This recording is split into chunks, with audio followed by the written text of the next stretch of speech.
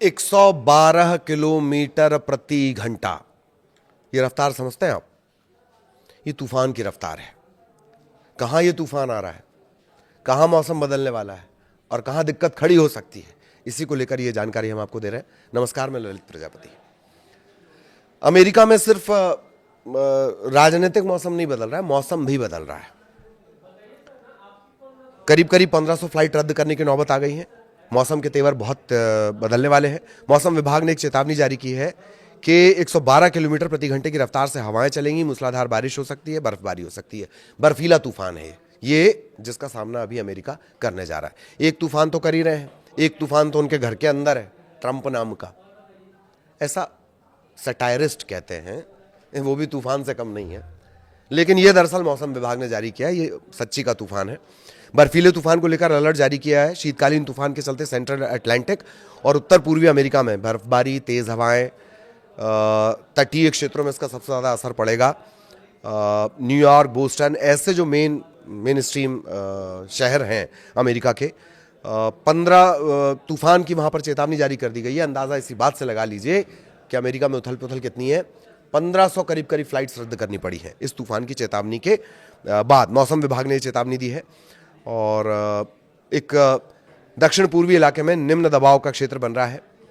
Atlantic तट की तरफ ये धीरे धीरे बढ़ रहा है। रविवार आज ही इसका मूवमेंट सबसे ज़्यादा होना है यानी, और उसके बाद ये उत्तर पूर्व की तरफ बढ़ेगा।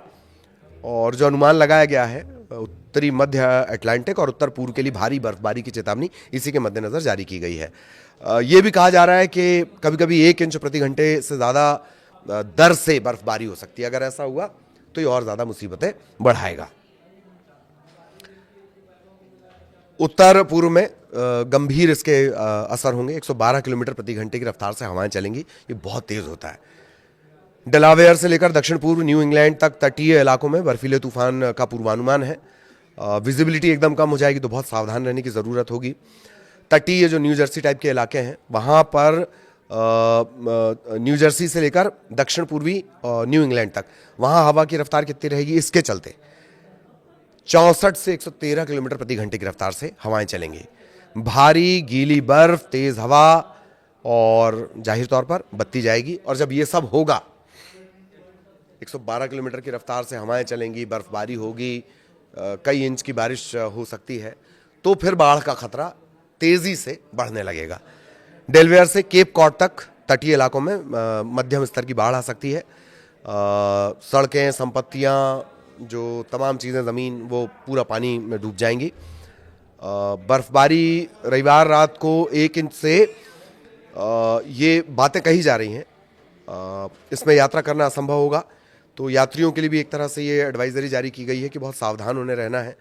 और जाहिर तौर पर जिनका समुद्र में काम है, समुद्र से जुड़े हुए जो काम करते हैं, बहुत सारे काम होते हैं, उन्हें भी ये चेतावनी जारी कर दी गई है। उन्हें दूर, समुद्री तटों से दूर रहने के लिए कहा गया।